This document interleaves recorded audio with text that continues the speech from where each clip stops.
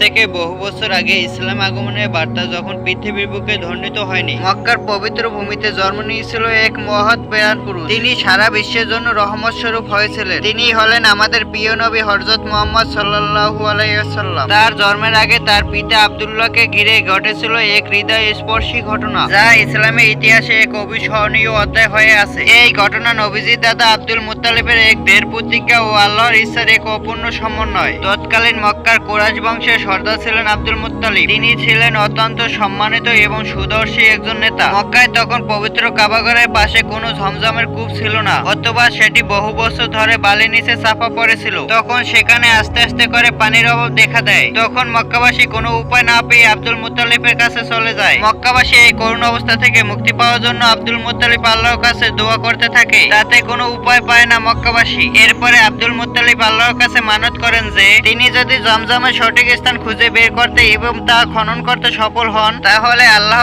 যে তাকে 10 জন পুত্র সন্তান দান করেছেন তার পাশে দাঁড়ানোর জন্য, তবে তাদের মধ্যে একজনকে তিনি আল্লাহর রাস্তায় কোরবানি করে দেবেন। আল্লাহ তাআলা তার এই মহৎ ইচ্ছাকে কবুল করলেন। কিছুদিনের মধ্যে আব্দুল মুত্তালিব আশ্চর্যজনক ভাবে জমজমের কূপের সন্ধান পান এবং বহু কষ্ট ও পরিশ্রমের পর তা খনন করে পানির ব্যবস্থা করে। এরপরে তার পুত্র সন্তানেরা আস্তে আস্তে করে বড় হতে থাকে। তার এই পুত্ররা একসময় বড় হয়ে তার ডান হাত হয়ে দাঁড়ায়। তখন আব্দুল মুত্তালিবকে তার মানতের কথা স্মরণ করিয়ে দেয়। আব্দুল মুত্তালিব একজন সত্যবাদী এবং প্রতিশ্রুতিবদ্ধ একজন মানুষ ছিলেন। যখন তার পুত্ররা সকলে পূর্ণ যুবক হয়ে উঠল এবং তাকে যে কোনো কাজে সাহায্য করার জন্য প্রস্তুত হয়ে উঠল, তখন তিনি নিজের মানত পূরণের কথা তাদের সামনে পেশ করলেন। পুত্ররা সকলে পিতার এই মহৎ প্রতিজ্ঞাকে সম্মান জানালো এবং আল্লাহর পথে নিজেকে উৎসর্গ করতে প্রস্তুত হলো। কিন্তু 10 জনের মধ্যে কাকে কোরবানি করা হবে, সেই সময় আরববাসীদের মধ্যে লটারি একটি প্রথা চালু ছিল, যা দিয়ে গুরুত্বপূর্ণ সিদ্ধান্ত নেওয়া হতো। আব্দুল মুত্তালিব পবিত্র কাবাঘরের সামনে গিয়ে লটারি করার সিদ্ধান্ত নিল।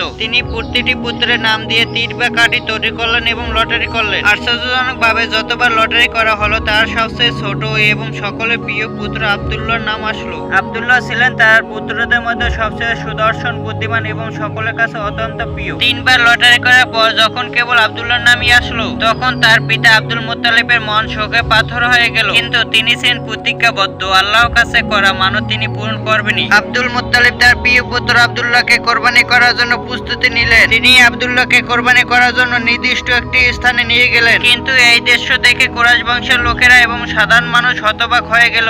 তারা সকলেই আব্দুল মুত্তালিবকে ঘিরে ধরলেন এবং তাকে এই কাজ থেকে বিরত থাকার অনুরোধ জানালেন। আব্দুল্লাহ ছিল মক্কার সকল মানুষের কাছে অত্যন্ত জনপ্রিয় এবং এই ঘটনা মক্কা সমাজে এক গভীর প্রভাব ফেলছিল। তারা ভয় পাচ্ছিল যে যদি এই প্রথা চালু হয়ে যায়, তবে লোকেরা তাদের সন্তানদের এভাবে কোরবানি করতে শুরু করে দেবে। তারা আব্দুল মুত্তালিবকে বোঝালেন যে এই কাজটি করা খুবই কঠিন এবং এর পরিবর্তে অন্য কোনো সমাধান খুঁজে বের করা আমাদের উচিত। দীর্ঘ আলোচনার পর তারা সিদ্ধান্ত নিলেন যে এই বিষয়ে একজন জ্ঞানী মহিলার পরামর্শ নেওয়া উচিত। সেই জ্ঞানী মহিলা সিরিয়ায় থাকতেন এবং তিনি তার প্রজ্ঞা ও জ্ঞানের জন্য সুপরিচিত ছিলেন। আব্দুল মুত্তালিব তার বিশ্বস্ত কয়েকজন লোক এবং আব্দুল্লাহকে সঙ্গে নিয়ে সেই জ্ঞানী মহিলার কাছে গেলেন। সমস্ত ঘটনা শুনে মহিলা বলেন, তোমাদের দেশে একজন মানুষের রক্তমূল্য কত? কুরাইশরা জানালো যে সে সময় একজন মানুষের রক্তমূল্য ছিল 10টি উট। জ্ঞানী মহিলা তারপরে বলল, তোমরা আব্দুল্লাহ এবং 10টি উটের মধ্যে লটারি করো। যদি লটারি আব্দুল্লাহর পক্ষে আসে, তাহলে আরো 10টি উট যোগ করো এবং আবার লটারি শুরু করো।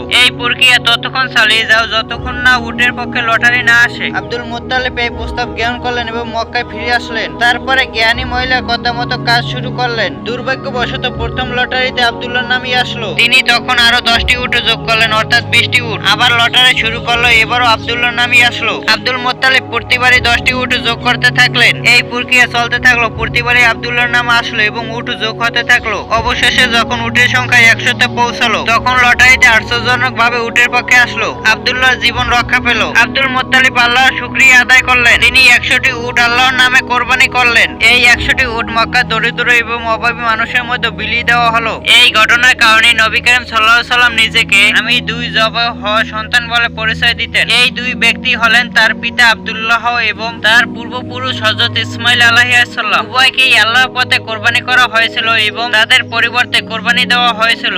এই উক্তিটি শুধু একটি ঐতিহাসিক তথ্য নয়, এটি নবীজির বংশের মাহাত্ম্য এবং তাদের প্রতি আল্লাহর বিশেষ রহমত। এই কাহিনী আমাদের শেখায় যে আল্লাহর প্রতিজ্ঞা পূরণ এবং তার উপর ভরসা রাখলে কিভাবে অসম্ভব সম্ভব হয়।